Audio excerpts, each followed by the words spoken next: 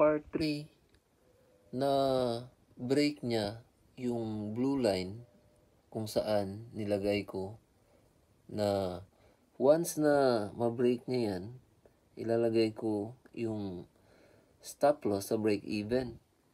So, ngayon is mayroong profit na 777.50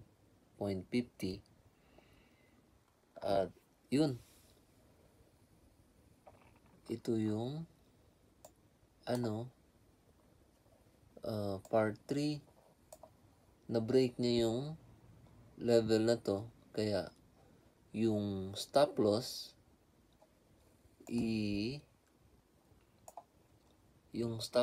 i-reduce ko at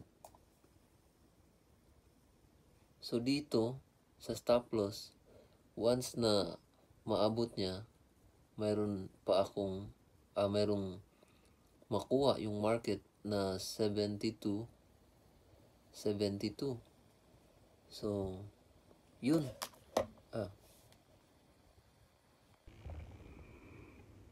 Yup.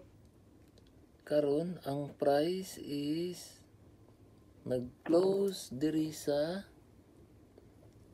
blue line, tapos naabot niya ni diri ang support, nag-pull back siya, mao ni ang katunga ang iyang gi-pull back.